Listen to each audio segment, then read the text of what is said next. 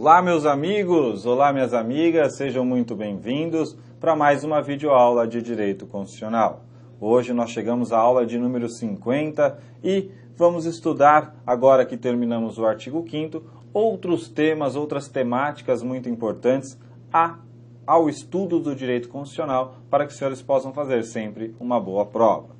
Antes de iniciarmos o estudo dos direitos sociais ou das informações mais importantes a respeito dos direitos sociais, cumpre trazer um breve resumo sobre a aula passada. Na aula passada, nós tivemos a oportunidade de estudar o parágrafo 4º, onde falamos, parágrafo 4º do artigo 5º, onde falamos a respeito do Tribunal Penal Internacional.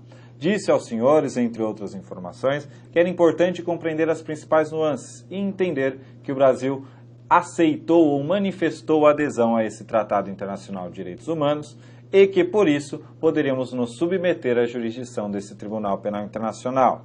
Falamos ainda que aquela regra tem status supralegal, pois é um Tratado de Direitos Humanos que não foi aprovado com o quórum de emenda.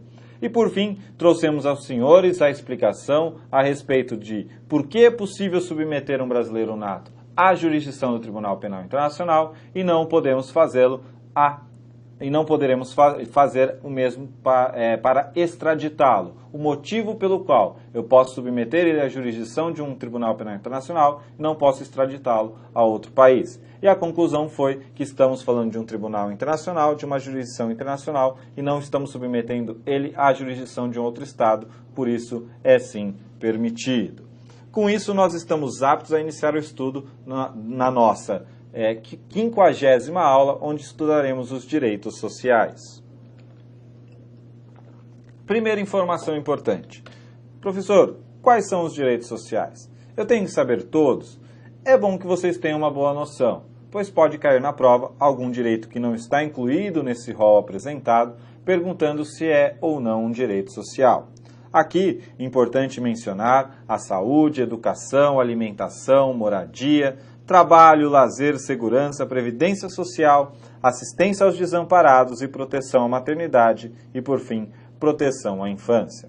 Esmiuçar cada um desses direitos sociais não cumpre ser feito nesta videoaula, já que as informações mais importantes é conhecer os direitos sociais e a discussão a respeito dos direitos sociais como um todo. No entanto, informações básicas são importantes. Quando se fala do direito social à saúde, nós temos que ter em mente as discussões a respeito desse ou daquele tratamento médico, de como ele irá se efetivar. Existem ações na justiça que garantem o direito do cidadão de ser tratado através de um determinado mecanismo, ou através de um remédio mais caro, por exemplo, que não tem no SUS.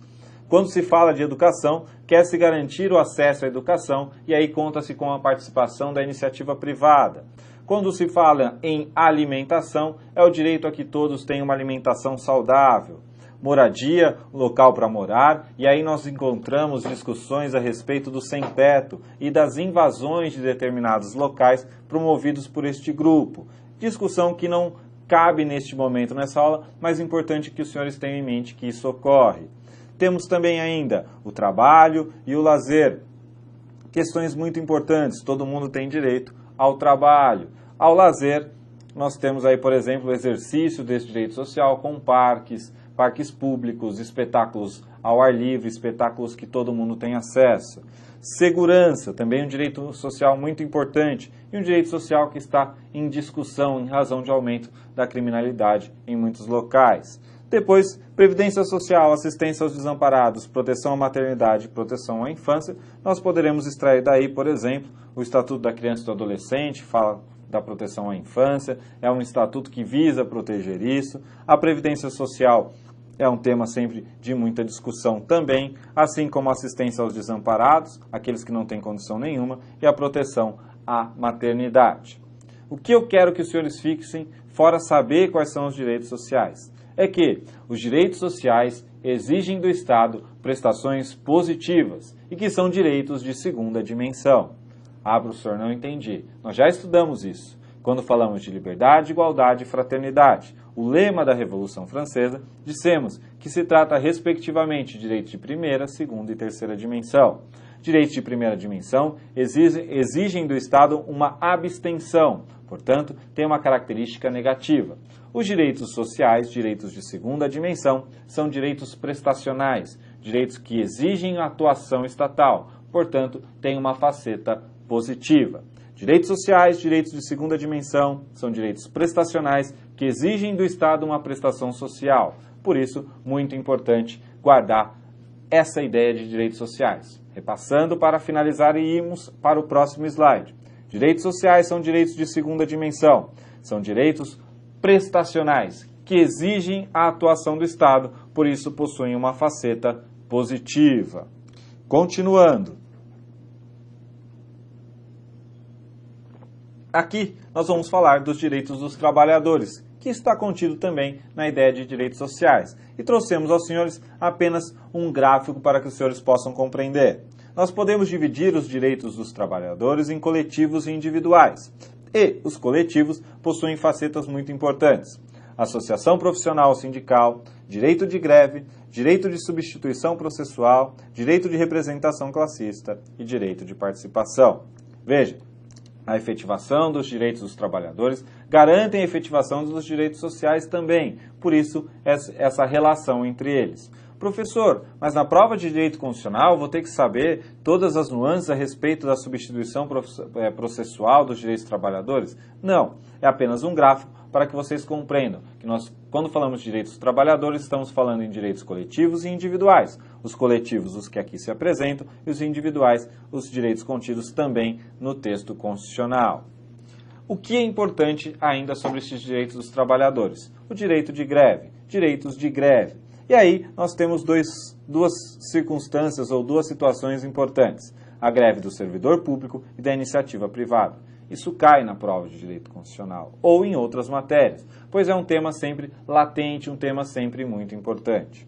Veja, aqui o gráfico apresenta a seguinte situação: direito de greve do servidor público é uma norma de eficácia limitada.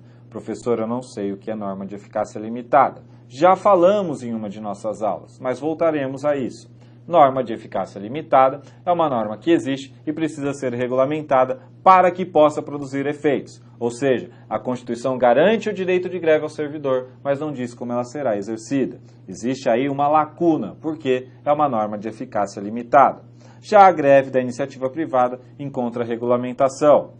Professor, mas e aí, o servidor público não pode fazer greve? Vejam, as decisões a respeito do tema dão conta de que o servidor público pode fazer greve e que, enquanto não surgir a lei que discipline essa situação, é aceita ao servidor público ou é aplicada ao servidor público as mesmas regras da iniciativa privada. Continuando.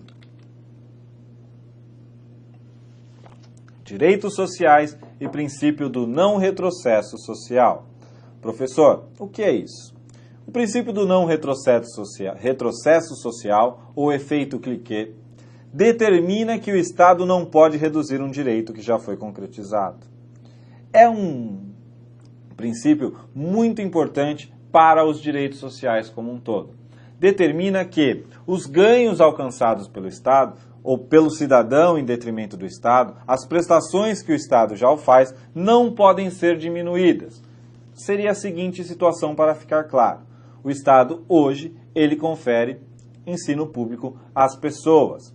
Como esse direito já está concretizado, ele não pode retroceder. Por isso o princípio do não retrocesso social e retirar o ensino público do nosso ordenamento. Isso violaria um princípio constitucional e, por via de regra e por via de consequência, violaria também a Constituição. Portanto, o princípio do não retrocesso social, o Estado não pode reduzir um direito que já foi concretizado. Ensino público já foi concretizado, o Estado não pode reduzir esse direito.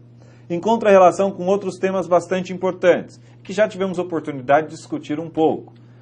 Mínimo existencial versus reserva do possível. Eu disse aos senhores em uma de nossas aulas, quando falamos de alguns direitos e garantias fundamentais, que existe um mínimo existencial. O que seria esse mínimo existencial? Seria um conjunto de direitos indispensáveis à vida do indivíduo, indispensáveis à concretização da dignidade da pessoa humana, como, por exemplo, direito à alimentação e moradia, segundo parte da doutrina.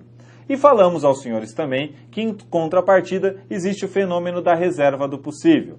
E dissemos aos senhores naquelas oportunidades que a reserva do possível diz que o Estado só pode ir até a sua possibilidade, até onde ele possa atender, e que ele pode justificar não fazer em razão dessa reserva do possível.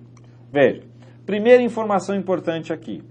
Toda decisão alocativa de recursos para atender uma demanda ou um direito social é também uma decisão desalocativa. O que isso significa? Isso cai na prova. Significa que, se eu pegar uma quantidade de dinheiro para aplicar na saúde, se o meu orçamento não aumentou, eu tenho que retirar uma quantidade de direito de uma outra prestação social do Estado. Um exemplo para que isso fique claro.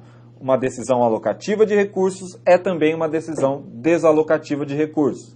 Significa afirmar, por exemplo, que se eu não tive um aumento de verba ou aumento de orçamento, para que eu coloque mais verba para a saúde, de repente eu tenho que tirar do ensino. Isso é uma informação bastante importante. Decisão alocativa de recursos é também uma decisão desalocativa. Isso leva a um outro fenômeno, denominado de escolhas trágicas. Sempre que o Estado escolhe prestar uma determinada demanda social, ele acaba deixando de realizar alguma coisa. Por isso, escolhas trágicas. Ainda, outra informação bastante importante a respeito dessa ideia de mínimo existencial e reserva do possível. Parte da doutrina diz que, quanto ao mínimo existencial, não pode ser invocada a reserva do possível. A outra parte da doutrina diz que não, que é possível invocar a reserva do possível por parte do Estado para não prestar determinado direito ao indivíduo, mas, quando se tratar do mínimo existencial, essa fundamentação tem que ser maior do que para outros direitos. Veja, direitos sociais exigem prestações positivas do Estado e não se admite o retrocesso social naquilo que já foi realizado. Nasce, então, o mínimo existencial, conjunto de direitos mínimos para que o indivíduo tenha uma vida digna e, em contrapartida, a reserva do possível, já que o Estado não pode atender a tudo e a todos como deveria fazê-lo. Por isso, alega a reserva do possível para não prestar determinado direito. Em razão dessa situação, há um choque entre o mínimo existencial e a reserva do possível. Parte da doutrina diz que não se pode invocar a reserva do possível no mínimo existencial. E outra parte diz que sim, que pode. No entanto, o argumento tem que ser mais forte do que normalmente o é. Professor, o que eu levo para o concurso público? As duas correntes. Professor, e numa prova teste? Prevalece o mínimo existencial. O mínimo existencial, onde estão contidos alimentação, ensino e moradia, por exemplo, ele não pode ser violado. O Estado tem que prestar esses direitos sociais ao indivíduo. Com isso, podemos avançar e chegar a uma questão do TJ de São Paulo no ano de 2006. São direitos sociais, de acordo com a Constituição Federal: a educação, a saúde, a proteção à maternidade e à infância, o trabalho, a previdência social, a anistia e o salário-família, a moradia, o lazer, a segurança e o habeas corpus, o salário mínimo, as férias e assistência aos desamparados. Alternativa A é a única que contém todas as informações daquele rol que nós trouxemos aos senhores, diferente das outras alternativas, onde tem anistia, habeas corpus ou ainda as férias. Com isso, nós podemos responder mais uma questão. Constituem direitos sociais previstos na Constituição da República, exceto Ministério Público de Minas Gerais. E aqui a alternativa B é a alternativa correta, porque a atividade sexual não é um direito social que o Estado deve prestar.